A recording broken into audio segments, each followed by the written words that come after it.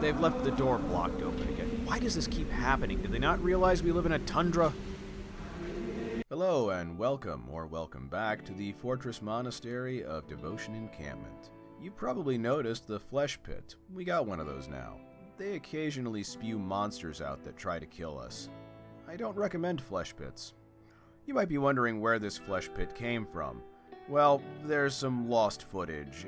It might be related to a power outage I had, or it might be related to my occasional tendency to forget to hit the record button. But either way, I've got a few details I need to run through with you real quick. The most important thing that happened to us that I didn't get footage of is a 42 bandit raid sent to us by storyteller Diego Dyer.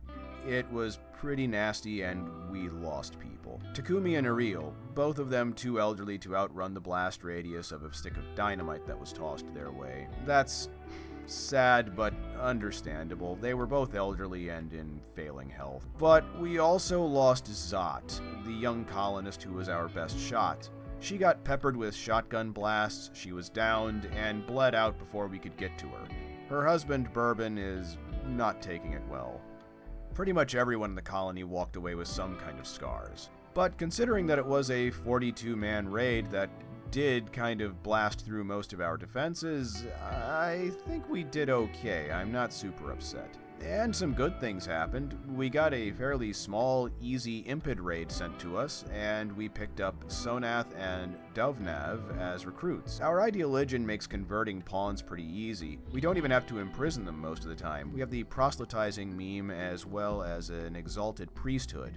That goes a long way towards recruiting pawns quickly and easily without having to imprison them for long periods of time. Both Sonath and Donovav are good with plants, well, as good as Impids can be with plants, and we do need botanists around. Also, I think the Impids are just kinda cool looking. I mean, there's a reason they're on the cover of the Biotech DLC, after all. I also appreciate the irony of having a bunch of colonists that look like the devil in such an explicitly Christian-themed colony. Has to make for interesting conversations at the monastery water cooler, anyway. We've also gotten pretty lucky with quest rewards. We picked up 3 suits of marine armor, which we handed out to Polo, Bourbon, and Bell. Now, one of those easy quests was to dispose of some tox packs.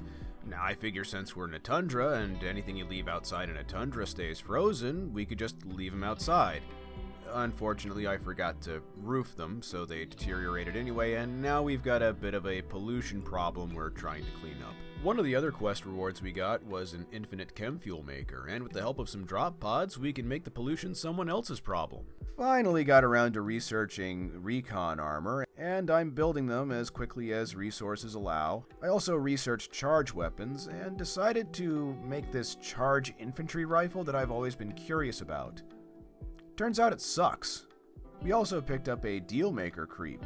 That's a kind of super colonist who's really good at everything. His name is Gripe. We have successfully converted him, but I don't really trust him not to infect us with metal horrors, so no cooking or doctoring for Gripe. In that giant raid, our leader Levin managed to lose an arm and an eye, but he's still rockin' and rollin'. You know, we should all be more like Levin. I also picked up a ranged shield belt for him, and more importantly, also got him one of those fancy Divine Order hats. Yeah, we're gonna have to prioritize bionics in order to get Levin back to 100%. You know, it's interesting, I have anima bionics in the mod. I was hoping to cut down on resources, but since this is a tundra and we can't really grow anything here, all we did was waste time researching them. Polo and Jevon's daughter Rin also lost an arm, but only became desensitized in a growth moment. She didn't get a hat. But she has gotten a younger sibling named Thezron. For some reason, Thezron really enjoys playing in the freezer and losing fingers to frostbite. I guess the children yearn for the freezer. Polo and Jevon also got to work on a third baby who was just recently born. We named him Virgil. In less happy news for this family, it seems that Polo has started an affair with Lydia. Well, man certainly has a type. Can't say I blame him, I like good crafters too. Not sure whether I should call Lydia a homewrecker or Polo a cad.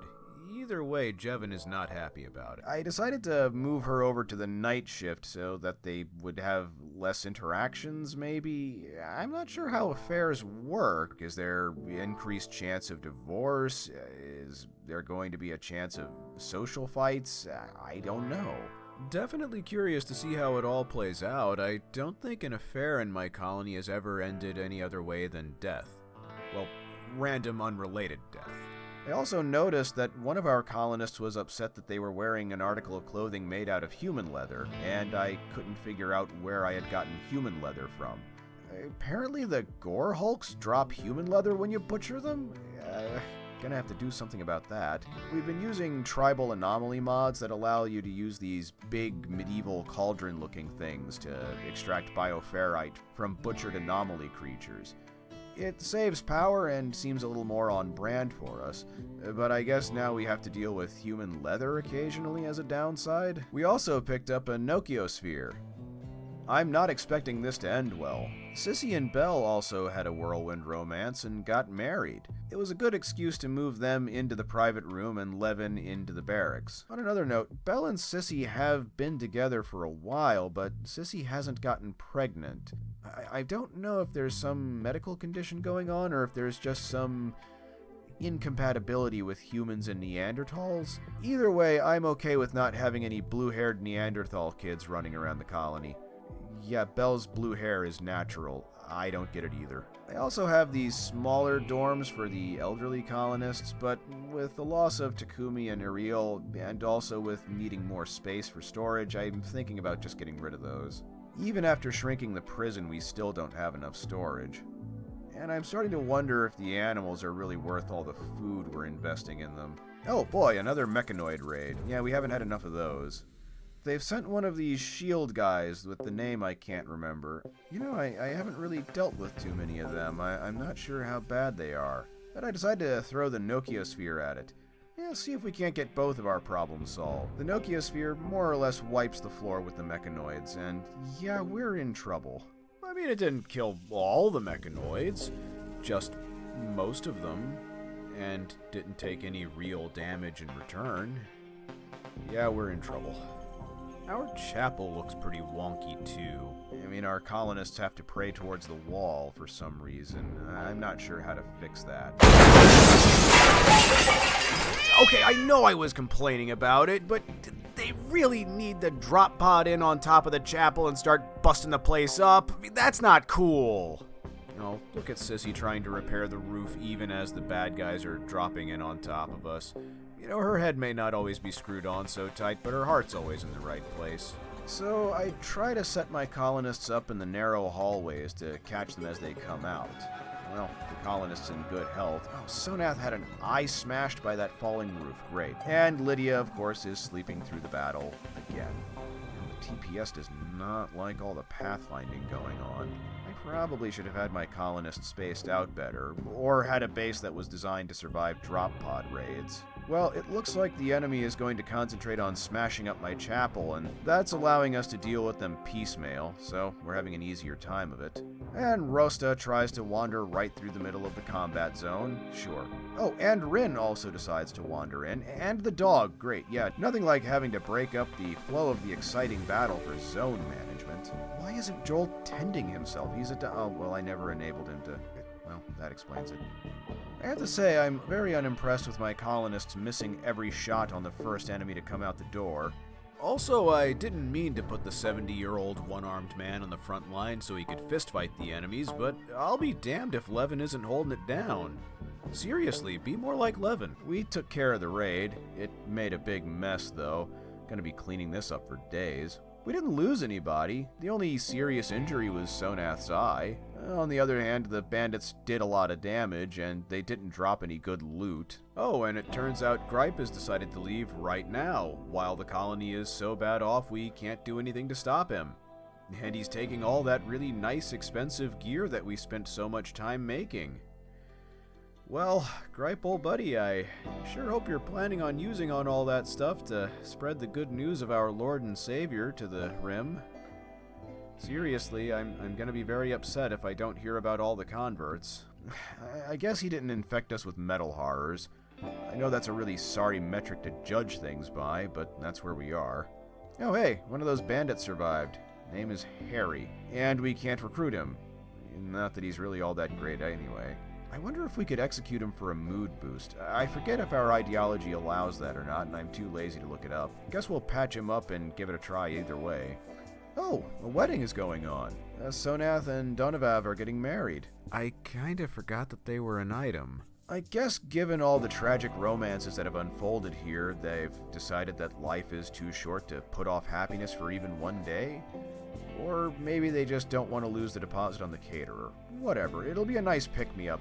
Just move all the rubble out of the way. And Bourbon has to stand outside in the hallway because there's not enough room inside. We definitely need to redesign, not just rebuild this chapel. Oh, and I guess while I'm thinking about it, we're also going to need a bedroom for the newlyweds. Why are there shelves in the barracks? What was I thinking when I did this? Well, I don't see an option for executing Harry. Maybe after we give him a trial? I feel like it'd be a pretty short and easy trial. I mean, we're conducting it inside the ruined chapel. All Levin really need do is gesture to all the rubble all over the place. Now, I don't really know if executing people is a terribly Christian thing to do. I look at it this way.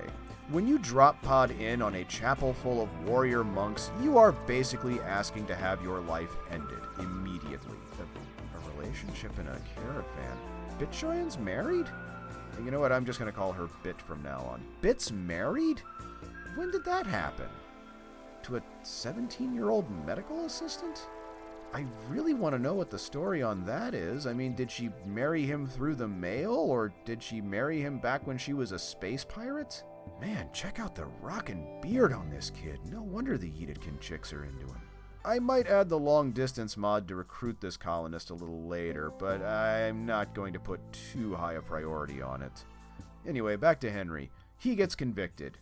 No duh.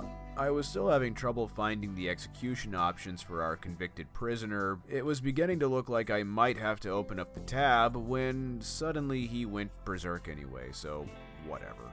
I suppose I could just lock the door and wait around for him to collapse from exhaustion or hunger or whatever, but you know what? I'm just gonna send in the squad to deal with him right now. If he dies, he dies. Who cares? I'm planning on executing him anyway. And yeah, Bell the Neanderthal just bashes his head clean off in self-defense. Well, we didn't lose any colonists, I don't have to feed him anymore, and we're not getting a mood debuff, so yeah, I'm counting this as a win. Feel free to disagree. Well, I guess I would say that's just about enough damage for one day. Farewell for now from Devotion Encampment.